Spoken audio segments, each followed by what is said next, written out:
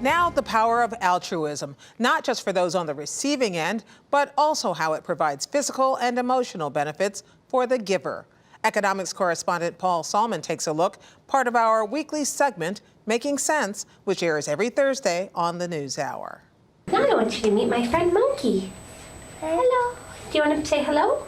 It is better to give than to receive.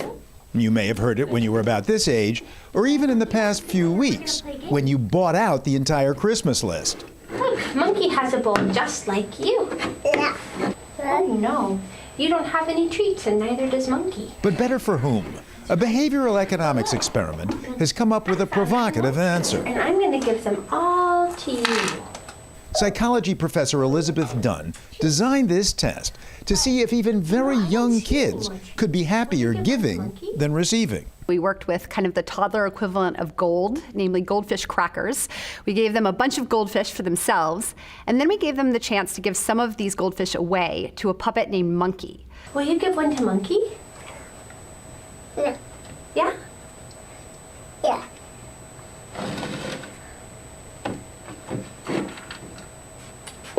Dunn recorded dozens of kids doing this, then had students who knew nothing about the experiment compare the facial expressions when receiving and when giving.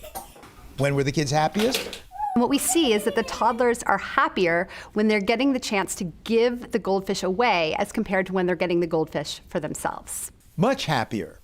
So it's no surprise that with fellow happiness scholar Michael Norton, Dunn has written a book, Happy Money, The Science of Happier Spending.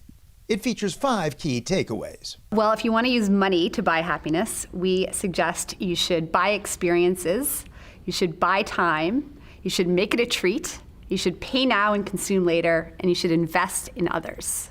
Invest in others, the most surprising finding of the 5, and one which regularly elicits skepticism, says business school professor Michael Norton.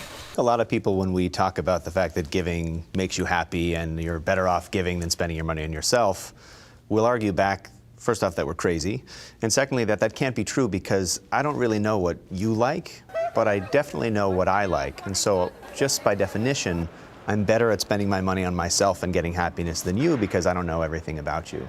Can Panda have one? Yeah, can one go in his bowl? It's just not what we see in the study. So even with these toddlers who are 2 years old, even if it's the case that their parents are making them give in order to be a nice person, they're smiling. And smiling is something that just comes out. It's not something that you can control very well. And it's not just toddlers. Dunn also designed an experiment for grown-ups. We went out on our campus at the University of British Columbia and just walked up to people in the morning and handed them either a $5 or a $20 bill, which we asked them to spend by the end of the day.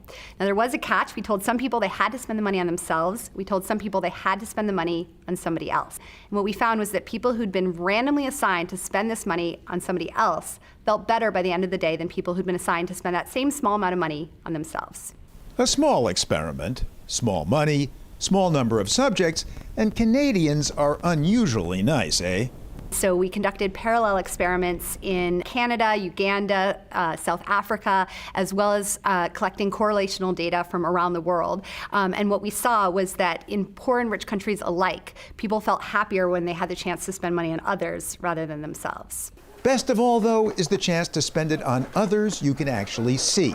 So a lot of the charitable giving that a lot of us do, we write a check and it goes somewhere. And we can show that that does make you happier, but think of the difference between the check goes into the ether and you don't know what happened with the money, compared to you really tangibly see the impact that your money had on another person. Or even just the imaginary effect on a stuffy. Can you give one to Giraffe? But are all kids equally altruistic? Is there a normal distribution, a kind of bell curve? Some give a lot and are really happy, some are not happy at all, most in the middle. It's actually surprisingly consistent. So most of the toddlers are happier when they're giving than when they're getting the treats for themselves. So what's that red spot on the brain? So the red mark in the brain is an area of functional activation in a region called the amygdala. Georgetown University psychology professor Abigail Marsh measures the brain activity of what she terms extraordinary altruists, people who donated a kidney to a total stranger. The amygdala is part of what's called the mammalian brain. It is involved with emotions like fear, and it's involved with social processes like, to some extent, love and caring. This is an image from a brain scan that we did looking at differences in amygdala activation in people who have donated a kidney to a stranger relative to people who have not. Her research, she says, was unequivocal. The altruistic amygdalas were about 8% larger than normal. Altruistic kidney donors showed increased activation in the amygdala when they saw somebody in distress, which is the opposite of people at the other end of the compassion spectrum, psychopaths, who show reduced activation in the amygdala when they see somebody in distress. And in one study of psychopaths' brains, their amygdalas were shown to be 17 or 18% smaller than that of controls. So this also seems to be related to having lower levels of concern or compassion for other people. So Dr. Seuss was right. The Grinch's heart is really 3 sizes too small. Yes, I do use that analogy sometimes. In fact, maybe it was his amygdala that was too small. So when people find that giving is more gratifying than receiving, what's going on? Everything I think we've learned from our research is consistent with the idea that it is a good thing and beneficial for a person to be giving and generous to other people. Do you want to give the last treat to you or to Monkey? One last experiment, the effect of giving on blood pressure. Professor Dunn gave adults over 65 with high blood pressure pill bottles filled with money. We asked them to take home these pill bottles and open them on specified days over the course of 3 weeks. Now, inside each bottle was actually $20. And if you look on the label, there's some instructions about what you should be doing with that money. Please spend this money on someone else by 4:30 p.m. at the date listed below.